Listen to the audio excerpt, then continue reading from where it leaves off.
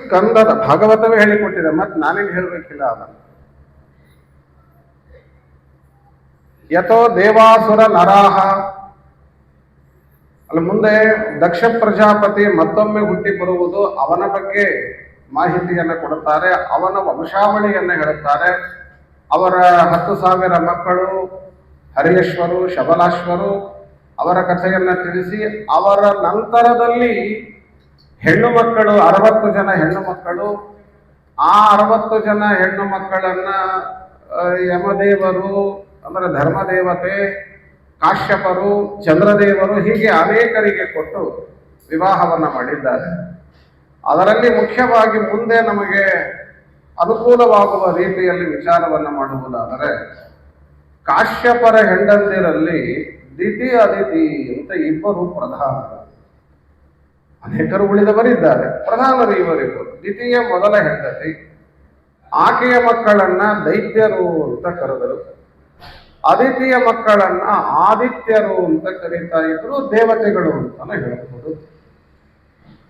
ಸಾಮಾನ್ಯವಾಗಿ ದಿತಿ ಮಕ್ಕಳಿಗೂ ಅದಿತಿಯ ಮಕ್ಕಳಿಗೂ ಸ್ವಲ್ಪ ಅಣ್ಣ ತಮ್ಮಂದ್ರ ಮೇಲೆ ಹಂಗೆ ಸುಮ್ಮನಿರ್ಲಿಕ್ಕೆ ಆಗುವುದಿಲ್ಲ ಅಂತ ಜಗಳ ಆಗ್ತಿದ್ರು. ಯಾವಾಗಾದರೂ ಒಮ್ಮೊಮ್ಮೆ ಸಾಕಷ್ಟು ಕಲಹಗಳು ಕೂಡ ಅವರ ಮಧ್ಯದಲ್ಲಿ ಆಗ್ತಾ ಇತ್ತು.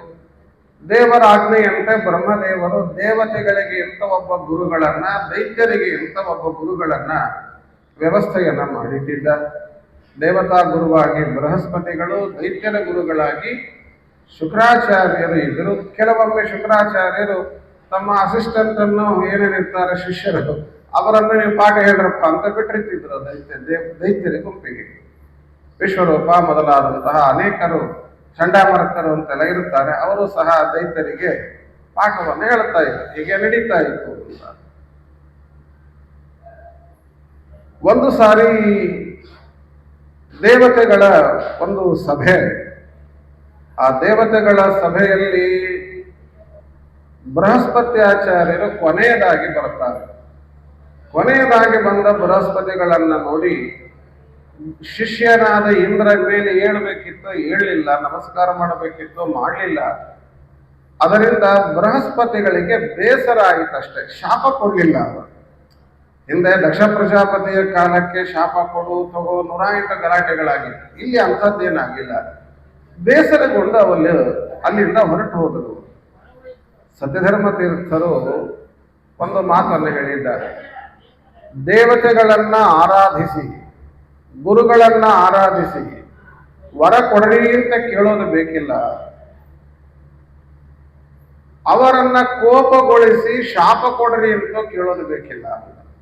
ಅವರ ಶಾಪ ಕೊಡದೇ ಇದ್ದರೂ ಶಾಪ ಕೊಟ್ಟರೆ ಏನು ಆಗ್ಬೇಕೋ ಅದು ಆಗ್ಬಿಡ್ತದೆ. ಹಿರಿಯರಿಗೆ, ಜ್ಞಾನಿಗಳಿಗೆ, ಮಹಾತ್ಮರಿಗೆ ಬೇಸರ ಆಗುವಂತೆ ಮಾಡಿಕೊಂಡ್ರೆ ಬೃಹಸ್ಪತಿಗಳಿಗೆ ಬೇಸರ ಆಯಿತು. ಮರುಕ್ಷಣವೇ ದೈತ್ಯರ ವಶವಾಗಿದೆ ಅಮರಾವತಿ ಪಟ್ಟಣ. ದೈತ್ಯರು ಆಕ್ರಮಣವನ್ನ ಮಾಡಿದ್ರು. ದೇವತೆಗಳು ಹೋಗಿ ಬ್ರಹ್ಮದೇವರನ್ನ ಕೇಳಿದಾಗ, ನೀವು ನಾರಾಯಣ ವರ್ಮದ ಸಿದ್ಧಿ ಪಡೀಬೇಕು, ಹೋಗಿ ವಿಶ್ವರೂಪನನ್ನ ಕೇಳ್ರಿ ಅಂತ. ಆ ಪ್ರಕಾರ ವಿಶ್ವರೂಪಾಚಾರ್ಯನನ್ನ ಕೇಳಿದಾಗ ನಾರಾಯಣ ವರ್ಮದ ಉಪದೇಶವನ್ನ ಅವರು ಮಾಡ್ತಾರೆ. ಮೊದಲು ಒಂದೇ ಬಾರಿಗೆ ಮಾಡುವುದಿಲ್ಲ, ಆದರೂ ನನಗೂ ಒಂದು ಖ್ಯಾತಿ ಬರುತ್ತದೆ ಎನ್ನುವುದಕ್ಕಾಗಿ ಅವರು ಒಪ್ಪಿಕೊಂಡು ಉಪದೇಶವನ್ನ ಮಾಡುತ್ತಾರೆ. ನಾರಾಯಣ ವರ್ಮಕ್ಕೆ ಮಹತ್ವ, ಯಾರು ಉಪದೇಶ ಮಾಡಿದರು ಅನ್ನುವುದು ಆ ಕಾಲಕ್ಕೆ ಮಹತ್ವದ್ದಲ್ಲ, ಅದಕ್ಕೆ ಬೇರೆ ಬೇರೆ ಕಾರಣಗಳಿವೆ. ನಾರಾಯಣ ವರ್ಮದ ಸಿದ್ಧಿಯನ್ನು ಮಾಡುತ್ತಾರೆ. ಏನ್ ನಾರಾಯಣ ವರ್ಮ ಅತ್ಯದ್ಭುತವಾದಂತಹದ್ದು. ನಾರಾಯಣ ವರ್ಮ ಎಲ್ಲ ಕಡೆಗೂ ಇರುವ ದೇವರು ನಮ್ಮನ್ನು ಎಲ್ಲ ಕಾಲದಲ್ಲೇ ರಕ್ಷಣೆಯನ್ನ ಮಾಡಲಿ. ಆಯಾ ಸಂದರ್ಭಕ್ಕೆ ಒಂದೊಂದು ರೂಪಗಳು, ವಿಶೇಷ ರೂಪಗಳು. ಉದಾಹರಣೆಗೆ ನೀರಿನಲ್ಲಿ ಇಳಿದಿರುತ್ತೇವೆ. ನೀರಿನಲ್ಲಿ ಇಳಿದಾಗ ಮತ್ಸ್ಯರೂಪಿಯಾದ ದೇವರು ನಮ್ಮನ್ನ ರಕ್ಷಣೆ ಮಾಡಲಿ. ಜಲೇಶಮಾಂ ರಕ್ಷತ ಮತ್ಸ್ಯ ಮೂರ್ತಿ ಯಾದೋ ಗಣೇಭ್ಯ ವರುಣಸ್ಯ ಪಾಶಾತ್. ನೀರಿನಲ್ಲಿ ಇಳಿದಾಗ ಆ ಜಲಚರ ಪ್ರಾಣಿಗಳಿಂದ, ನಾನು 3-4 ದಿವಸದಿಂದ ಎಲ್ಲ ಕೃಷ್ಣ ತೀರ ಎಲ್ಲ ಅಡ್ಡಾಡ್ಕೊಂಡ್ ಬಂದೆ. ಎಲ್ಲ ಕಡೆಗೂ ಬೋರ್ಡ್ ಹಾಕಿಬಿಟ್ಟಾರ, ಮೊಸಳೆ ಇದೆ ಕೆಳಗಿಳಿಬೇಡ, ಮೊಸಳೆ ಇದೆ ಕೆಳಗಿಳಿಬೇಡ. ಪ್ರತಿ ಸಾರಿ ನಾರಾಯಣವ್ರ ಹೇಳ್ಕೊಂಡೆ ಕೆಳಗಿಳಿದು ನೀರು ತಗೊಂಡು ಪ್ರೋಕ್ಷಣೆ ಮಾಡ್ಕೊಂಡು ಬಂದೆ. ನೀರಿನಲ್ಲಿ ಇಳಿದಾಗ ಆಗಬಹುದಾದ ಅವಘಡಗಳು ಏನೇ ಇವೆ ಅದು ಎಲ್ಲದರಿಂದಲೂ ಮತ್ಸ್ಯರೂಪಿಯಾದ ದೇವರ ನಮ್ಮನ್ನ ರಕ್ಷಣೆಯನ್ನ ಮಾಡಲಿ ಅಂತ ಪ್ರಾರ್ಥನೆ. ಹೀಗೆ ನಾನಾ ರೂಪಗಳು ಭಗವಂತನದ್ದು, ನಾನಾ ಅವಸ್ಥೆಗಳಲ್ಲಿ ರಕ್ಷಣೆ ಮಾಡುವ ಪ್ರಾರ್ಥನೆ ಇದೆ. ದಾರಿಯಲ್ಲಿ ಹೋಗುವಾಗ ಪತಿ ದೇವ ಹೇಳನ, ಹಯಗ್ರೀವ ರೂಪಿಯಾದ ದೇವರ ನಮ್ಮನ್ನ ದಾರಿಯಲ್ಲಿ ದೇವರ ಅವಹೇಳನ ಮಾಡುವುದರಿಂದ ನಮ್ಮನ್ನ ರಕ್ಷಿಸಲಿ ಅಂತ ಪ್ರಾರ್ಥನೆ ಇದೆ. ದಾರಿಯಲ್ಲಿ ಹೋಗುವಾಗ ದೇವರ ಅವಹೇಳನ ಅಂದ್ರೆ ಏನು ಅಂದ್ರೆ, ಇದೇ ದಾರಿಯಲ್ಲಿ ಹೋಗ್ತಿರ್ತೀವಿ, ಹೀಗೆ ಅಥವಾ ಹೀಗೆ ಹೋಗ್ತಿರ್ತೀವಿ. ಹೋಗುವಾಗ ಇಲ್ಲಿ ಒಳಗ ಬಂದು ನಮಸ್ಕಾರ ಮಾಡಿ ಮುಂದೆ ಹೋಗ್ಬೇಕು. ಹಂಗೆ ಹೋದ್ರೆ ದೇವರನ್ನ ಅಪಮಾನ ಮಾಡಿರುತ್ತೆ. ದಾರಿಯಲ್ಲಿ ಇರುವ ದೇವರನ್ನ ದರ್ಶನ ಮಾಡದೆ ಹಂಗೆ ಹೋದ್ರೆ ಆ ದೇವರನ್ನ ಅಪಮಾನ ಮಾಡಿದಂತೆ. ಎಲ್ಲಾ ದೇವಸ್ಥಾನಕ್ಕೂ ಹೋಗ್ಬೇಕು ಅಂತಿಲ್ಲ. ಎಲ್ಲಿ ಮಹಾತ್ಮರು, ಜ್ಞಾನಿಗಳು, ಯೋಗ್ಯರು ಪ್ರತಿಷ್ಠೆ ಮಾಡಿರ್ತಾರೆ ಅಂತಲ್ಲಿ ಹೋಗಿ ತಪಸ್ವಿಗಳು ಪ್ರತಿಷ್ಠೆ ಮಾಡಿದ ಸ್ಥಳಗಳಲ್ಲಿ ಇರುವ ದೇವಾಲಯಗಳನ್ನ ಕಂಡು ದರ್ಶನ ಮಾಡಿ ಮುಂದೆ ಹೋಗ್ಬೇಕು. ಇಲ್ಲ ಅಂತಂದ್ರೆ ಅದು ಅಪಮಾನ ಮಾಡಿದ ಹಾಗೆ. ಇಂತಹ ಅಪಮಾನವನ್ನ ಬೇಕಾದಷ್ಟು ನಾವು ಮಾಡ್ತೀವಿ, ಸಾಕಷ್ಟು ಮಾಡುತ್ತೇವೆ. ಅವಸರವಾಗಿ ಹೋಗಿಬಿಡ್ತೀವಿ ಮುಂದಕ್ಕೆ. ಅಂತಹ ಅನೇಕ ವಿಧವಾದ ದೋಷಗಳನ್ನ, ಪಾಪಗಳನ್ನ ನಾವು ಮಾಡಿದ್ದು ಇದೆ. ಆ ದೋಷಗಳನ್ನ ಹಯಗ್ರೀವ ರೂಪಿಯಾದ ದೇವರು ನಮ್ಮನ್ನ ಪರಿಹರಿಸಿ ಉದ್ಧಾರ ಮಾಡಲಿ ಅಂತ ಹೀಗೆ ಒಂದು ಕಡೆ ಹೇಳಿದೆ. ಆವಾಗ ಅವರು ಹೇಳಿದರು, ಇವತ್ತಿಂದ ಮುಂದಿನ ನಾಳೆಯಿಂದ ಈ ರೋಡ್ ಬಿಟ್ಬಿಡ್ತೀವಿ, ಹಿಂದಿನ ರೋಡಿಗೆ ಹೋಗ್ಬಿಡ್ತೀವಿ ಅಂದರು. ಈ ದಾರಿ ಒಳಗೆ ಬಂದರಷ್ಟೇ ನಮಗೆ ಮತ್ತೆ ದೇವ ಹೇಳನ, ಅದಕ್ಕೆ ಕ್ರಾಸೆ ಬದಲಿ ಮಾಡಿಬಿಟ್ರೆ ಏನ್ ಮಾಡೋದು? ತ್ರಾಸೆ ಇಲ್ಲ ಅವಾಗ. ಹಿಂಗೆಲ್ಲ ಮಾಡ್ಲಿಕ್ಕೆ ಹೋಗ್ಬಾರ್ದು. ಪ್ರಯತ್ನ ಪೂರ್ವಕವಾಗಿ ಇದೇ ದಾರಿ ಒಳಗೆ ಬಂದು ದೇವರ ದರ್ಶನ ಮಾಡಿ ಮುಂದೆ ಆಗುವ ಅನರ್ಥಗಳಿಂದ ಪಾರಾಗಲಿಕ್ಕೆ ಪ್ರಯತ್ನವನ್ನ ಮಾಡಬೇಕು. ಗುರುಗಳ ದೇವರ ಅನುಗ್ರಹವನ್ನ ಪಡಿಬೇಕು. ಹೀಗೆಲ್ಲ ನಾರಾಯಣ ವರ್ಮದ ಮಹತ್ವವನ್ನು ಹೇಳಿದ್ದಾರೆ. ಕೌಶಿಕನೆಂಬ ಬ್ರಾಹ್ಮಣ ನಾರಾಯಣ ವರ್ಮದ ಸಿದ್ಧಿಯನ್ನು ಪಡೆದಿದ್ದ. ನಾರಾಯಣ ವರ್ಮ ನಮಗೆ ಬದುಕಿದಾಗ ಮಾತ್ರ ರಕ್ಷಣೆ ಕೊಡುತ್ತದೆ ಅಂತಲ್ಲ, ಬದುಕಿನ ನಂತರವೂ ನಮಗೆ ರಕ್ಷಣೆ ಕೊಡುತ್ತದೆ. ಆ ಕೌಶಿಕ ಬ್ರಾಹ್ಮಣನಿಗೆ ದೇಹ ಹಾಗೆ ಬಿದ್ದಿತ್ತು, ಅಸ್ಥಿ ಹಾಗೆ ಬಿದ್ದಿತ್ತಂತೆ. ಚಿತ್ರರಥನೆಂಬಂತಹ ಗಂಧರ್ವ ವಿಮಾನದಲ್ಲಿ ಹೋಗುವಾಗ ಆ ಅಸ್ಥಿಯ ಮೇಲೆ ಹೋಗ್ಲಿಕ್ಕಾಗದ ವಿಮಾನಕ್ಕೆ ಕೆಳಗೆ ಬಿದ್ದಿತ್ತಂತೆ. ಆಗಿನ ಕಾಲದ ವಿಮಾನ ಬಿದ್ದಿತ್ತು. ಆ ವಿಮಾನ ಯಾಕೆ ಬಿತ್ತು ಅಂತ ಅಲ್ಲೇ ಇರುವ ವಾಲಕಿಲ್ಲರನ್ನ ಕೇಳಿದಾಗ ಅವರು ಹೇಳಿದರು, ಇದು ನಾರಾಯಣ ವರ್ಮದ ಸಿದ್ಧಿ ಪಡೆದ ಬ್ರಾಹ್ಮಣನ ಅಸ್ಥಿ, ಅದರ ಮೇಲೆ ಹೋಗ್ಲಿಕ್ಕೆ ಸಾಧ್ಯ ಇಲ್ಲ. ಹೋಗು, ಆ ಅಸ್ಥಿಯನ್ನ ತಗೊಂಡು ಸರಸ್ವತಿಯಲ್ಲಿ ವಿಸರ್ಜನೆ ಮಾಡಿ ಹೋಗು ಅಂದರು. ಆಮೇಲೆ ಅವನು ಸರಸ್ವತಿಯಲ್ಲಿ ಪ್ರಾಚ್ಯೆ ಸರಸ್ವತ್ಯಾಂ, ಆ ಸರಸ್ವತಿಯಲ್ಲಿ ವಿಸರ್ಜನೆಯನ್ನ ಮಾಡಿ ಮುಂದೆ ಹೋಗ್ತಾನೆ. ಇಷ್ಟು ನಾರಾಯಣ ವರ್ಮದ ಮಹತ್ವವನ್ನು ಹೇಳುತ್ತಾರೆ. ಪ್ರಯತ್ನ ಪೂರ್ವಕವಾಗಿ ನಿತ್ಯವೂ ಪಠಣವನ್ನು ಮಾಡಬೇಕು. ಬಹಳಷ್ಟು ಮಹತ್ವವನ್ನು ಅದಕ್ಕೆ ಹೇಳಿದ್ದಾರೆ. ಇದು ಮುಗಿದ ಮೇಲೆ ಈ ವಿಶ್ವರೂಪನನ್ನ ಇಂದ್ರದೇವರ ಸಂಹಾರ ಮಾಡುತ್ತಾರೆ. ವಿಶ್ವರೂಪಾಚಾರ್ಯ ಅಥವಾ ನಾರಾಯಣ ವರ್ಮದ ಸಿದ್ಧಿ, ದೇವತೆಗಳು ರಾಜ್ಯವನ್ನ ಪುನಃ ಪಡೆದರು, ದೈತ್ಯರನ್ನು ಹೊಡೆದೋಡಿಸಿ ಮುಗಿಯಿತು. ವಿಶ್ವರೂಪ ದೈತ್ಯರಿಗೆ ಹವಿಸ್ಸನ್ನ ಹಾಕ್ತಿದ್ದಂತೆ. ಮಹಾಭಾರತದಲ್ಲಿ ವಿಸ್ತಾರ ಕಥೆ ಇದೆ. ಇದನ್ನ ನೋಡಿದ ಇಂದ್ರದೇವರು ವಿಶ್ವರೂಪನ ರುಂಡವನ್ನ ತುಂಡರಿಸಿದರು. ಕಳವಿಂಕ ಮೊದಲಾದ ಪಕ್ಷಿಗಳೆಲ್ಲ ಹುಟ್ಟಿದವು ಅಂತಾರೆ. ಅವನನ್ನ ಸಂಹಾರ ಮಾಡಿದ್ದರಿಂದ ಬ್ರಹ್ಮಹತ್ಯ ಬಂತು ಇಂದ್ರನಿಗೆ. ಅದರ ಪರಿಹಾರಕ್ಕಾಗಿ 4 ಭಾಗ ಮಾಡಿದ. ಸ್ತ್ರೀ, ಅಂಬು ಹೀಗೆಲ್ಲ ಹೇಳ್ತಾರೆ. ಅದನ್ನೆಲ್ಲ ವಿಭಾಗ ಮಾಡಿಕೊಂಡು ಶಾಪದಿಂದ, ಆ ಬ್ರಹ್ಮಹತ್ಯೆಯಿಂದ ಮುಕ್ತನಾದ ಅಂತ. ಮೂಲಭೂತ ಸಿದ್ಧಾಂತ ಏನು ಅಂತಂದ್ರೆ, ಇಂದ್ರದೇವರಿಗೆ ವಿಶ್ವರೂಪನನ್ನ ಸಂಹಾರ ಮಾಡಿದ್ದರಿಂದ ಬ್ರಹ್ಮಹತ್ಯೆ ಬಂದದ್ದಿಲ್ಲ. ಅಪರೋಕ್ಷ ಜ್ಞಾನಿಗಳು, ದೇವೇಂದ್ರನಂತಹ ವ್ಯಕ್ತಿ, ಅವರಿಗೆ ಸ್ವೋತ್ತಮ ದ್ರೋಹ ಮಾತ್ರ ಅನರ್ಥಕಾರಿ. ಇಂದ್ರದೇವರೇನಾದರೂ ರುದ್ರದೇವರ ಮೇಲೆ, ವಾಯುದೇವರ ಮೇಲೆ ಅಪರಾಧ ಮಾಡಿದರೆ ಆವಾಗ ಅದು ಅನರ್ಥಕಾರಿ. ಆ ಅನರ್ಥವಾದರೆ ಹೇಗೆ? ಅವರ ಆನಂದ ರಾಸರೂಪವಾದಂತಹ ಅನರ್ಥವಾಗ್ತದೆ ಹೊರತು ನರಕಾದಿ ರೂಪವಾದ ಅನರ್ಥ ಆಗುವುದಿಲ್ಲ. ಇವರು ಎಲ್ಲಿ ಅತೀತ? ವಿಶ್ವರೂಪ. ಮತ್ತು ಅವರು ಮಾಡಿದ್ದು, ದೇವೇಂದ್ರ ಮಾಡಿದ್ದು ಯೋಗ್ಯವಾದಂತಹ ಕಾರ್ಯವೇ ಆಗಿತ್ತು ಅನ್ನುವುದಕ್ಕಾಗಿ ಅವರಿಗೆ ಬ್ರಹ್ಮಹತ್ಯೆ ಇಲ್ಲ.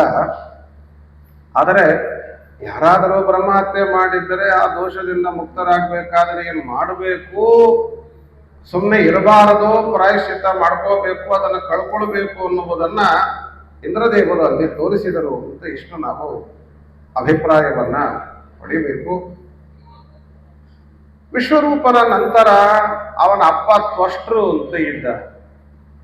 ಇಂದ್ರನು ನನ್ನ ಮಕ್ಕಳನ್ನ ಕೊಲ್ತಾನೆ, ಇಂದ್ರನನ್ನು ಕೊಲ್ಲಬೇಕು ಅಂತ. ಅದಕ್ಕೆ ಅವನು ಇಂದ್ರನನ್ನು ಕೊಲ್ಲುವಂತಹ ಮಗನೇ ಹುಟ್ಟಿ ಬಾ ಅಂತಾನೆ ಮಂತ್ರ. ಇಂದ್ರಶತ್ರು ವಿವರ್ಧಸ್ವ ಅಂತ ಮಂತ್ರವನ್ನ ಹೇಳಿ ಹವಿಸ್ಸನ್ನ ಹಾಕ್ತಾನೆ. ಮಂತ್ರ ನೋಡಿ, ಇಂದ್ರನನ್ನು ಕೊಲ್ಲುವ ಮಗನೇ ಹುಟ್ಟು. ಮಂತ್ರದಲ್ಲಿ ಸ್ವರತೋಪರಾಧಾತ್ ಅಂತಾರೆ ಅಭಿವ್ಯಾಖ್ಯಾನದಲ್ಲಿ. ಸ್ವರಗಳಲ್ಲಿ ವೇದ ಮಂತ್ರಗಳನ್ನು ಹೇಳುವಾಗ ಸ್ವರಗಳಲ್ಲಿ ವ್ಯತ್ಯಾಸ ಆದರೆ ಫಲದಲ್ಲಿ ವ್ಯತ್ಯಾಸ ಆಗ್ತದೆ ಅಂತ ಯಜಮಾನನಿಗೆ ಆಗ್ತದೆ. ಮುಖ್ಯವಾಗಿ ಯಜಮಾನನು ಹಿನಸ್ತಿ ಅಂತಾರೆ. ಇಲ್ಲಿಯೂ ಕೂಡ ಅದೇ ರೀತಿ ಅನರ್ಥವು ಘಟಿಸಿತು ಕೂಡ. ಅವನು ಹವಿಸ್ಸನ್ನ ಹಾಕುವಾಗ ಮಂತ್ರ ವ್ಯತ್ಯಾಸ ಆಗಿತ್ತು. ಒಬ್ಬ ವೃತ್ರನೆಂಬಂತಹ ಅಸುರ ಹುಟ್ಟಿ ಬಂದ. ವೃತ್ರನಿಗೆ ಹೇಳಿ ಕಳಿಸಿದ, ನೀನು ಹೋಗಿ ಇಂದ್ರನನ್ನ ಕೊಲ್ಲು ಅಂತ. ವೃತ್ರಾಸುರ ಬಂದಾಗ ಮತ್ತೆ ಇಂದ್ರದೇವರು ಹೋಗಿ ಪರಮಾತ್ಮನಲ್ಲಿ ಪ್ರಾರ್ಥನೆ ಮಾಡಿದಾಗ ನಾರಾಯಣ ವರ್ಮದ ಸಿದ್ಧಿಯನ್ನ ಪಡೆದ ದಧೀಚಿಗಳು ಕೂಡ ನಾರಾಯಣ ವರ್ಮಕ್ಕೆ ಸಂಬಂಧಪಟ್ಟವರು. ಬೃಹದಾರಣ್ಯದಲ್ಲಿ ಅದರ ಬಗ್ಗೆ ಮಾಹಿತಿಯನ್ನು ಕೊಡುತ್ತಾರೆ. ಆ ದಧೀಚಿಗಳ ಅಸ್ಥಿಯನ್ನ ತಂದು ಅದರಿಂದ ನೀನು ವಜ್ರಾಯುಧವನ್ನ ಮಾಡಿ ಅದರಿಂದ ಹೊಡಿಬೇಕು ಅಂತ ಇಷ್ಟು ಭಾಗವತ ಹೇಳಿದೆ. ಮಹಾಭಾರತಲ್ಲೂ ಕೂಡ ಹೇಳುವಾಗ ಸಮುದ್ರದ ಬುರುಗು ಹೇಳ್ತೀವಲ್ಲ, ಅದನ್ನ ಲೇಪನ ಮಾಡಿ ಎಲ್ಲ ಸೇರಿಸಿ ಅವನನ್ನು ಹೊಡೆದು ಮುಂದೆ ಇಂದ್ರದೇವರು ಸಂಹಾರ ಮಾಡುತ್ತಾರೆ. ಇಂಥ ವೃತ್ರಾಸುರನನ್ನ ಸಂಹಾರ ಮಾಡುತ್ತಾರೆ ಅಂತ ಬರುತ್ತದೆ.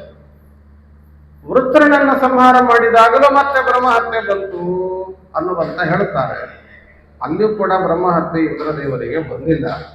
ಆದರೂ ಅವರು ಆಗ ಮಾನಸ ಸರೋವರಕ್ಕೆ ಹೋಗಿ ಅಲ್ಲಿರುವ ಕಮಲದ ದೇಟಿನಲ್ಲಿ ಕುಳಿತು 1000 ವರ್ಷ ನರಸಿಂಹ ಮಂತ್ರವನ್ನ ಇಂದ್ರದೇವರು ಜಪ ಮಾಡಿದ್ರು ಅಂತ ಕಥೆ ಇದೆ. ಇದರ ಬಗ್ಗೆ ವಿಸ್ತಾರವಾಗಿ ಮಹಾಭಾರತದ ವನಪರ್ವದಲ್ಲಿ ಕಥೆಯನ್ನು ಕೇಳ್ತೇವೆ. ಈ ವಜ್ರಾಯುಧವನ್ನ ಮಾಡಿಸಿದ ಇಂದ್ರದೇವರು ವೃತ್ರನಿಗೆ ಹೊಡಿಬೇಕಿತ್ತಲ್ಲ, ಅದನ್ನ ಎಸೆದಾಗ ಮಧ್ಯದಲ್ಲೇ ಬಿದ್ದು ಹೋಯ್ತು. ಗುರಿಯನ್ನ ಮುಟ್ಟಿರಲಿಲ್ಲ. ಆ ಗುರಿಯನ್ನ ಮುಟ್ಟದೆ ಮಧ್ಯದಲ್ಲಿ ಬಿದ್ದಾಗ ವೃತ್ರಾಸುರ ಅಂದನಂತವ್ರು, ಇಂದ್ರ ಚಿಂತೆ ಮಾಡಬೇಡ, ಹೀಗೆ ತಗೊಳ್ಳಿ ಅಂತ ಯೋಚನೆ ಮಾಡಬೇಡ, ಮತ್ತೆ ತಗೋ ಅದನ್ನ ನನ್ನ ಮೇಲೆ ಹೊಡಿ. ಬ್ರಾಹ್ಮಣನ ಅಸ್ಥಿ, ನಾರಾಯಣ ವರ್ಮದ ಸಿದ್ಧಿ ಪಡೆದ ಬ್ರಾಹ್ಮಣನ ಅಸ್ಥಿಯ ಸಂಪರ್ಕ ಆದರೆ ನನ್ನ ಉದ್ಧಾರ ಆಗ್ತದೆ, ಹೊಡೆಯುವುದನ್ನು ಅವನನ್ನು. ಇಂದ್ರದೇವರಿಗೆ ಬಹಳ ಸಂತೋಷ ಆಯಿತು. ಎಂಥ ಬುದ್ಧಿನೋ ನಿನಗೆ, ಅಸ್ಥಿಯ ಸಂಪರ್ಕ, ಮಹಾತ್ಮರ ಅಸ್ಥಿಯ ಸಂಪರ್ಕದಿಂದ ಉದ್ಧಾರ ಆಗ್ತೇನೆ ಎಂದಿಯಲ್ಲ, ಆಯಿತು ಅಂತ ಬಿಡ್ಲಿಲ್ಲ, ಹೊಡೆದರು, ಪ್ರಶಂಸೆ ಮಾಡಿದರು ಮತ್ತು ಹೊಡೆದದ್ದು ಆಯಿತು. ವೃತ್ರನ ಹತ್ಯೆ ಹೀಗಾಯಿತು. ಈ ಕಥೆ ಕೇಳುವ ಪರೀಕ್ಷಿತನಂದ ಗುರುಗಳೇ, ಈ ಬುದ್ಧಿ ಹೆಂಗ್ ಬಂತವನಿಗೆ? ವೃತ್ತರ ಅಸುರ ಅಂತೀವಿ, ಮಾತಾಡುವುದನ್ನ ಯೋಗ್ಯ ರೀತಿಯ ಮಾತುಗಳನ್ನ ಹೇಳುತ್ತೀವಿ, ಇದು ಹೇಗ್ ಬಂತವನಿಗೆ? ಆವಾಗ ಅವನಿಗೆ ಹೇಳಿದ್ದು, ಈತ ಚಿತ್ರಕೇತು ಎನ್ನುವಂತಹ ರಾಜ ಅಪ್ಪ. ಇವನು ಹಿಂದಿನ ಜನ್ಮದಲ್ಲಿ ಕುಶೀಲರ ದೇಶದ ರಾಜ ಚಿತ್ರಕೇತು 1000 × 1000 × 10.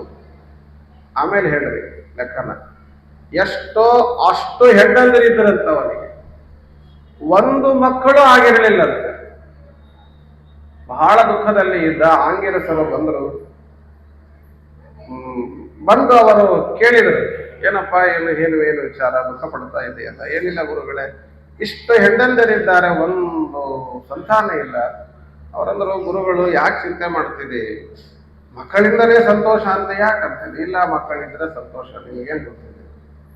ಆಯಿತು ಅಂತ ಒಂದು ಚೆರುವನ್ನ ಅಭಿಮಂತ್ರಣ ಮಾಡಿಕೊಟ್ರು. ನಿನ್ನಗೆ ಇದರಿಂದ ಒಂದು ಕೂಸು ಹುಡ್ತದೆ, ಸುಖ ದುಃಖ ಎರಡೂ ಕೊಡ್ತದೆ ಅಂತ ಹೇಳಿಕೊಟ್ರಂತ.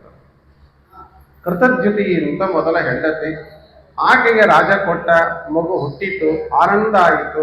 ಉಳಿದವರೆಲ್ಲ ದುಃಖ ಪಟ್ಟರು, ಹೆಂಡಂದಿರು, ಉಳಿದ ಹೆಂಡಂದಿರಿದ್ರಲ್ಲ, ಅವರಿಗೆ ಬಹಳ ದುಃಖ ಆಯಿತು. ಮಗು ಮಲಗಿದಾಗ ವಿಷ ಹಾಕಿ ಕೊಂದು ಹಾಕಿಬಿಟ್ರು. ಏನು ಆನಂದ ಆಗಿತ್ತೋ ಅಷ್ಟೇ ದುಃಖವನ್ನ ರಾಜ ಪಟ್ಟ. ಆಗ ಗುರುಗಳು ನಾರದರನ್ನ ಕರ್ಕೊಂಡ್ ಬಂದಿದ್ರಂತ, ಈ ಕೇಸ್ ನೀವೇ ಹ್ಯಾಂಡಲ್ ಮಾಡಬೇಕು. ನಾರದರನ್ನ ಕರ್ಕೊಂಡ್ ಬಂದಿದ್ರು.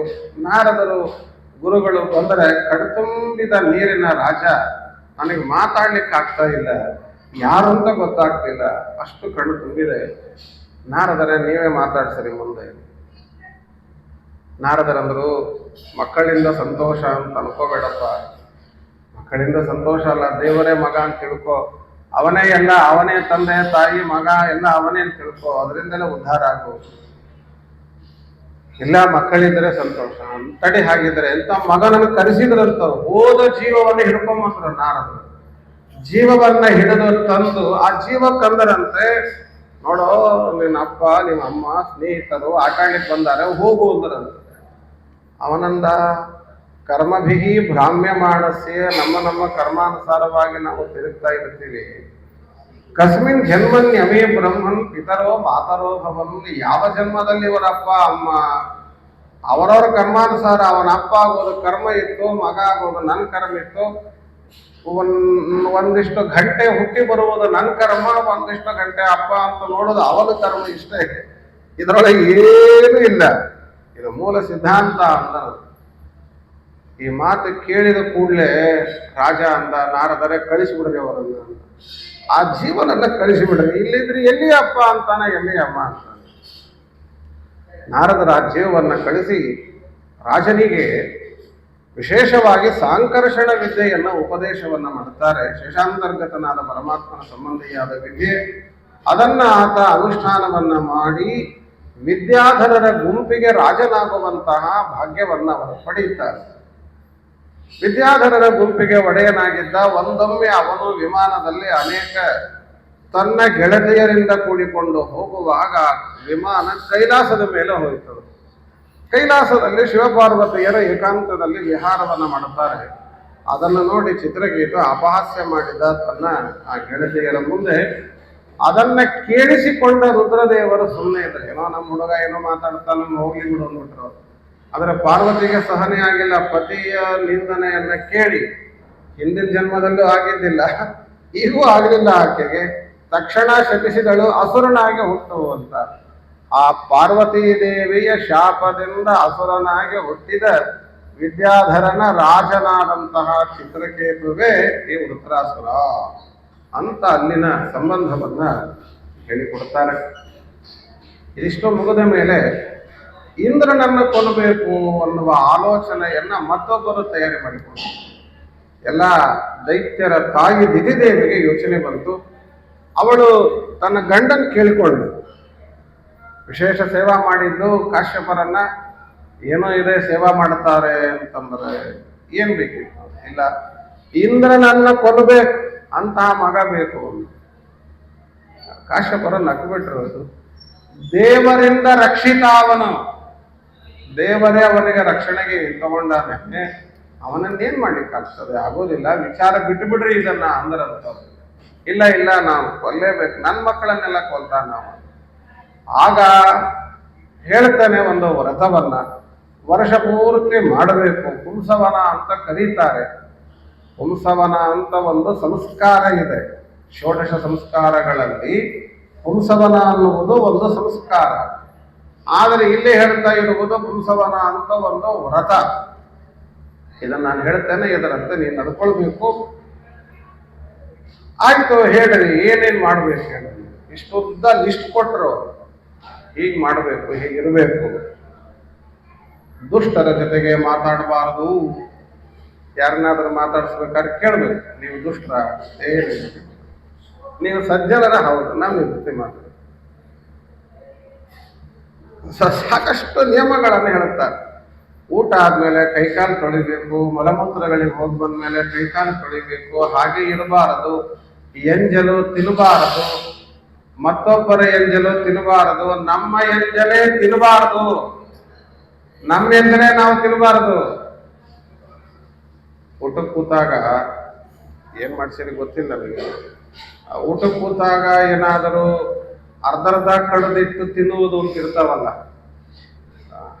ಏನೇನು ಅನ್ಕೊಡ್ರಿ, ನಿಮಗೇನು ಬೇಕೋ ಅದನ್ನ ಅನ್ಕೊಡ್ರಿ. ಅರ್ಧ ಕಡಿದು ಮತ್ತೆ ಎಲೆ ಒಳಗಿಟ್ಟು ಇನ್ನೊಂದಿಷ್ಟು ತಿಂದು ಆಮೇಲೆ ತಿನ್ನಬಾರದು ಅಂತ ನಮ್ಮ ಎಂಜಲದು, ನಮ್ಮ ಎಂಜಲೇ ನಾವು ತಿನ್ನಬಾರದು ಅಂತ. ಹಂಗೇನಾದ್ರೂ ತಿನ್ಬೇಕು ಅಂತ ಇದ್ರೆ ಒಂದ್ ಸಾರಿಗೆ ಎಷ್ಟು ಬಾಯಾಗ ಹಾಕೋಬಹುದು ಅಷ್ಟನ್ನೇ ಮುರುಕೊಂಡು ಬಾಯಿ ಹಾಕೋದು. ನೀರು ಕುಡಿಯುವಾಗಲೂ ಹಾಗೇನೆ, ಲೋಟದೊಳಗೆ ನೀರು ಹಾಕೊಂಡದ್ದನ್ನ ಎತ್ತಿದರೆ ಪೂರ್ತಿ ನೀರು ಕುಡದೆ ಕೆಳಗಿಡಬೇಕು. ಬಾಟ್ಲಿನೇ ಇಟ್ಕೊಂಡ್ರೆ ಏನ್ ಮಾಡುದು? ದೇವರೇ ಗತಿ. ಅದಕ್ಕೇನೆ ಪ್ರಾಚೀನರು ಒಂದು ತಂಬಿಗೆ ಒಂದು ಥಾಲಿ ಅಂತ ಇಟ್ಕೋತಿದ್ರು. ಅವರು ತಂಬಿಗೆ ನೀರು ಇಟ್ಕೋಬೇಕು, ಲೋಟದಾಗ ಹಾಕೊಂಡು ಕುಡಿಬೇಕು. ಕುಡಿದು ಒಂದೇ ಸಾರಿಗೆ ಕುಡಿಯುವಷ್ಟು ಲೋಟದಾಗ ಹಾಕೋಬೇಕು ನೀರನ್ನ. ಅರ್ಧ ಕುಡಿದು ಮತ್ತೆ ಕೆಳಗೆ ಎತ್ತಿ ಕುಡಿದರೂ, ಕಚ್ಚಿ ಕುಡಿಯೋದಂತೂ ತಪ್ಪೆ, ಎತ್ತಿ ಕುಡಿದರೂ ಕೂಡ ಒಂದೇ ಬಾರಿಗೆ ಎಷ್ಟು ಕುಡಿಯಬೇಕು ಅಷ್ಟನ್ನೇ ಹಾಕೊಂಡು ಕುಡಿಬೇಕು. ಕೆಳಗಿಟ್ರೆ ಮತ್ತದು ಎಂಜಲು ಅಂತ. ನಮ್ಮ ಎಂಜಲೇ ನಾವೇ ತಿನ್ನಬಾರದು ಅಂತಂದ್ರೆ ಊರು ಮಂದಿದೆಲ್ಲ ಎಂಜಲು ತಿಂತೇವೆ ಅಂದ್ರೆ ಏನ್ ಮಾಡೋದು ನಾವು? ಈ ಎಂಜಲು ಮುಸುರಿ ಕಾನ್ಸೆಪ್ಟೇ ಹೊರಟೋಗ್ಬಿಡುತ್ತೆ. ದೊಡ್ಡ ದುರಂತ, ಎಷ್ಟೋ ಅನರ್ಥ ಇದೆ ಅದರಿಂದ, ಬಹಳ ದೊಡ್ಡ ದುರಂತ. ಒಳ್ಳೆ ಪಾಠ ಕಲಿಸಿತ್ತು ನಮಗೆ ಕರೋನಾ ಬಂದಾಗ. ಈ ಮತ್ತೊಬ್ಬರದ್ದು ತಿನ್ಬೇಡ್ರಿ, ಅದನ್ನ ತಿನ್ಬೇಡ್ರಿ, ನಿಮ್ಗೆ ತಿನ್ಬೇಡ್ರಿ, ದೂರ ದೂರ ಇರ್ರಿ, ಕೈ ತೊಳ್ಕೊಡ್ರಿ, ಎಷ್ಟು ಹೇಳ್ತಿದ್ರು. ಮತ್ತೆ ತಿನ್ನು, ಬಹಳಷ್ಟು ಅದು ಪಾಠ ಕಲಿಸಿತ್ತು. ನಾವು ಅವಾಗಷ್ಟೇ ಕಲ್ತು ಮರೆತು ಬಿಟ್ಟು ಅದನ್ನು. ಯಾವಾಗಲೂ ಮಾಡಬೇಕಾದದ್ದು ನಿಯಮಗಳು. ಊಟಕ್ಕೆ ಕೂತಾಗ ಪಕ್ಕದಲ್ಲಿ ಕೂತವನನ್ನ ಮುಟ್ಟಿ ಮುಟ್ಟಿ ಮಾತಾಡಿಸಿ ಊಟ ಮಾಡಿದ್ರೆ ಎಂಜಲು ಊಟ ಮಾಡಿದಂತೆ. ಈ ಮಠದಾಗ 1000 ಮಂದಿ ಇರ್ತಾರೆ, ನಾವೇನ್ ಮಾಡ್ಲಿಕ್ಕೆ ಬರ್ತಿರೋದಿಲ್ಲ. ಏನೋ 10-20 ಜನ ಕೂತ್ಕೊಂಡಾಗ ಸ್ವಲ್ಪ ಬಿಡಿ ಬಿಡಿಯಾಗಿ ಕೂತು ಊಟವನ್ನ ಮಾಡಿ ಎದ್ದು ಹೋಗ್ಬೇಕು ಹೊರತು, ನಮಗೆ ಈ ಊಟಕ್ಕೆ ಕೂತಾಗನೆ ಪ್ರೀತಿ ಜಾಸ್ತಿ ಬರ್ತದೆ. ಏನ್ ಮಾಡ್ಬೇಕು? ಮಾತಾಡಿಸ್ಕೊಂಡು ಮುಟ್ಟಿ ಮುಟ್ಟಿ ಮಾತಾಡಿಸಿದ್ರೆ ಏನೋ ಒಂದು ಆನಂದ, ಆವಾಗ ಊಟ ಮಾಡಿದಂಗೆ ಆಗ್ತದೆ. ಹಾಗೆಲ್ಲ ಮಾಡಬಾರ್ದು. ಎಂಜಲು ತಿಂದಂತ ಹೇಳ್ತಾರೆ. ಅತಿ ಅನಿವಾರ್ಯ ಇತ್ತು. 16,000 ಜನ ಸೇರಿದ್ರು ಅಂದ್ರೆ ಒಂದು ಸ್ವಲ್ಪ ಏನದನ್ನ ಅಷ್ಟೊಂದು ಮನಸ್ಸಿಗೆ ಹಚ್ಚಿಕೊಳ್ಳಬೇಕಿಲ್ಲ. ಅನುಕೂಲ ಇದೆ, ಅವಕಾಶ ಇದೆ ಅಂತಂದ್ರೆ ಸ್ಪಷ್ಟವಾಗಿ ಬಿಡಿಬಿಡಿಯಾಗಿ ಕೂತು ಶುದ್ಧವಾದ ರೀತಿಯಲ್ಲಿ ಆಹಾರವನ್ನ ಸ್ವೀಕಾರ ಮಾಡುವ ಪ್ರಯತ್ನವನ್ನ ನಾವು ಮಾಡಬೇಕು. ಬಹಳ ತಪ್ಪು. ಸ್ತ್ರೀಯರಿಗೆ ಮಾತ್ರ ತನ್ನ ಪತಿಯ ಎಂಜಲನ್ನ ಊಟ ಮಾಡುವುದಕ್ಕಷ್ಟೇ ಅವಕಾಶ ಕೊಟ್ಟಿದ್ದಾರೆ ಹೊರತು ಇನ್ನು ಉಳಿದವರ ಎಂಜಲನ್ನು ತಿನ್ನುವಂತೆ ಇಲ್ಲ. ಮತ್ತೊಬ್ಬರ ಪುರುಷರದಂತೂ ಸರ್ವತಾ ಇಲ್ಲ, ಪುರುಷರಿಗಂತೂ ಸಂಬಂಧ ಇಲ್ಲ. ಶುದ್ಧವಾಗಿ ಇರಬೇಕು. ಇಂಥದ್ದು ನೂರಾರು ವಿಷಯಗಳನ್ನ ಬರೆದಿದ್ದಾರೆ. ಸತ್ಯಧರ್ಮ ತೀರ್ಥರು ಈ ಸಂದರ್ಭದಲ್ಲಿ ಹೇಳುತ್ತಾರೆ. ಎಂಜಲಿನ ಬಗ್ಗೆ ಬಹಳ ಕಲ್ಪನೆಯನ್ನ ಕೊಟ್ಟು ವಿವರಣೆಯನ್ನು ಮಾಡಿದ್ದಾರೆ. ಮಲಮೂತ್ರಗಳಿಗೆ ಹೋಗಿ ಬಂದ ಮೇಲೆ ಕೈಕಾಲು ತೊಳಿಬೇಕು, ಎಷ್ಟೆಲ್ಲ ನಿಯಮಗಳು. ಆಕೆ ಒಂದು ದಿನ ಆಗಲೇ ಗರ್ಭಿಣಿ ಆಗಿದ್ದಾಳೆ, ಮಗು ಬೆಳೀತಾ ಇದೆ. ಇಂದ್ರ ಬಂದು ಸೇರಿಕೊಂಡಿದ್ದ. ಸಣ್ಣ ಬಾಲಕನ ವೇಷದಲ್ಲಿ ಇಂದ್ರದೇವರಿದ್ದಾರೆ. ಅವಕಾಶವನ್ನ ಕಾದು ಈ ಅಮ್ಮ ಯಾವಾಗ ತಪ್ಪು ಮಾಡ್ತಾಳೆ ಅಂತ ನೋಡ್ತಿದ್ರಂತೆ. ಉಚ್ಚಿಷ್ಟಳಾಗಿ ಕೈಕಾಲು ತೊಳೆಯದೆ ಹಾಗೆ ಮಲ್ಕೊಂಡಿದ್ದ. ಅದೂ ಸಂಧ್ಯಾ ಕಾಲದಲ್ಲಿ ಮಲ್ಕೋಬಾರದು, ಸಾಯಂಕಾಲ ಕಾಲು ಚಾಚಿ ಮಲಗಬಾರದು. ಹಾಗೆ ಚೇರ್ ಮೇಲೆ ಕೂತ್ಕೊಂಡು ಮಲ್ಕೋತೀವಿ ಅನ್ಬಾರದು. ಒಟ್ಟಾರೆ ನಿದ್ದೆ ಮಾಡ್ಲಿಕ್ಕಿಲ್ಲ ಸಂಜೆ ಕಾಲ. ಆ ರೀತಿ ಸಾಯಂಕಾಲದಲ್ಲಿ ಅವರು ಮಲಗಿದ್ದಾಳೆ. ಇದನ್ನೇ ಅವಕಾಶ ಅಂತ ಮಾಡಿ ದೇಹ ಪ್ರವೇಶ ಮಾಡಿ ಎಲ್ಲ ಮಾಂಸದ ಮುದ್ದೆಯನ್ನ 7 ಮತ್ತೊಂದೊಂದರಲ್ಲಿ 7 ಭಾಗ ಮಾಡಿ 49 ಜನರಿಂದ ಸಹಿತರಾಗಿ ಹೊರಗೆ ಬಂದರಂತವ್ರು. ಆ ದಿತಿದೇವಿಗೆ ಆನಂದ ಆಗೋಯ್ತು. ನಾನ್ ಕೇಳಿದ್ದೆ ಒಬ್ಬ ಮಗ ಅಂತ, ಇದೇನು ಸೈನ್ಯನೇ ಬಂದ್ಬಿಡ್ತು. ಮುಗೀತು ಇಂದ್ರನ ಕಥೆ. ಕೊನೆಗೆ ಇಂದ್ರ ಬಂದ. ಇಂದ್ರ ಹೇಳಿದ, ನೋಡಮ್ಮ ದೊಡ್ಡಮ್ಮ, ಇವರೆಲ್ಲ ನಿನ್ ಮಕ್ಕಳಾದರು, ಇವರು ನಮ್ಮ ಪಕ್ಷದವರು, ಮರುತ ಗಣದವರು, ವ್ರತದ ಫಲವಾಗಿ ಹುಟ್ಟಿದವರು ಇವರೆಲ್ಲ ನಮ್ಮ ಪಕ್ಷಕ್ಕೆ ಅಂತ ಕರ್ಕೊಂಡು ಹೋಗ್ಬಿಟ್ರಂತವ್ರು. ಮತ್ ಇದೇನಿದೆ ಹೀಗಾಯ್ತು ಅಂತ. ಆದರೆ ಅವರು ವ್ರತಗಳನ್ನ ಸರಿಯಾಗಿ ಮಾಡಿದ್ರೆ ಆಗ್ತಿತ್ತೋ ಏನೋ ಅಂತ ಅನಿಸುತ್ತೆ. ಆದರೆ ಹಿಂದೆನೆ ಪ್ರಾರಂಭದಲ್ಲಿ ಹೇಳಿದಂತೆ ದೇವರಿಂದ ರಕ್ಷಿತನಾದವನ ಇಂದ್ರ ಏನ್ ಮಾಡ್ಲಿಕ್ಕಾಗ್ತದೆ? ಈ ರೀತಿ ಆ ಮರುದ್ಗಣದ ವೃತ್ತಾಂತವನ್ನ ತಿಳಿಸಿಕೊಂಡು ದೈತ್ಯೇಶ್ವರಸ್ಯ ಚರಿತಂ ಪ್ರಹ್ಲಾದಸ್ಯ ಮಹಾತ್ಮನಃ, ಅನಂತರ ದೈತ್ಯೇಂದ್ರನಾದಂತಹ ಪ್ರಹ್ಲಾದರಾಜರ ಚರಿತ್ರೆಯನ್ನು ಹೇಳ್ತಾರೆ. ಪ್ರಹ್ಲಾದರಾಜರ ಚರಿತ್ರೆ ಮತ್ತೆ ನಮ್ಮ ನರಸಿಂಹದೇವರ ಮಹಿಮಾ ಸಹಿತವಾಗಿರುವಂತಹದ್ದು. ಇಲ್ಲಿ ಮುಖ್ಯವಾದಂತಹ ಅಂಶ ಅಂತಂದ್ರೆ ಪರೀಕ್ಷಿತನ ಪ್ರಶ್ನೆ. ಈ ಪ್ರಹ್ಲಾದರಾಜರ ನರಸಿಂಹದೇವರ ಚರಿತ್ರೆಯ ಹಿನ್ನೆಲೆಯಲ್ಲಿ ಬ್ರಹ್ಮಸೂತ್ರದಲ್ಲಿ ಅನುವ್ಯಾಖ್ಯಾನಾದಿಗಳಲ್ಲಿ ಬಹಳ ದೀರ್ಘವಾಗಿ ಆಲೋಚನೆ ಮಾಡಿದ ಪ್ರಮೇಯ ಒಂದಿದೆ. ದೇವರು ಸಮನಿದ್ದಾನೆ ಅಂತ ಹೇಳ್ತೀರಿ. ದೇವರು ಸಮ ಅಂತಂದ್ರೆ ಎಲ್ಲರನ್ನೂ ಒಂದೇ ರೀತಿ ನೋಡಬೇಕು. ಆದ್ರೆ ಅವನು ಹಾಗೆ ಮಾಡ್ತಿರುವುದಿಲ್ಲಲ್ಲ. ಕೆಲವರನ್ನ ಹೊಡಿತಾನೆ, ಕೆಲವರನ್ನ ರಕ್ಷಣೆ ಮಾಡ್ತಾನೆ. ಕೆಲವರನ್ನ ಹೊಡಿತಾನೆ ಅಂದ್ರೆ ಅವ್ರಿಗೆ ಬೇಡ, ರಕ್ಷಣೆ ಮಾಡ್ತಾನೆ ಅಂದ್ರೆ ಅವ್ರಿಗೆ ಬೇಕು ಅಂತ ಅರ್ಥ ಆಯ್ತಲ್ಲ. ದೇವರಿಗೆ ಪಕ್ಷಪಾತ ಇದೆ ಅಂತ ಅನಿಸ್ತದಲ್ಲ. ಸಮ ಅಂತ ಹೇಗಾಗ್ತಾನೆ ಅಂತ ಹೀಗೆ ಅನೇಕ ರೀತಿಯಲ್ಲಿ ಪ್ರಶ್ನೆಗಳನ್ನ ಮಾಡಿಕೊಂಡಿದ್ದಾರೆ.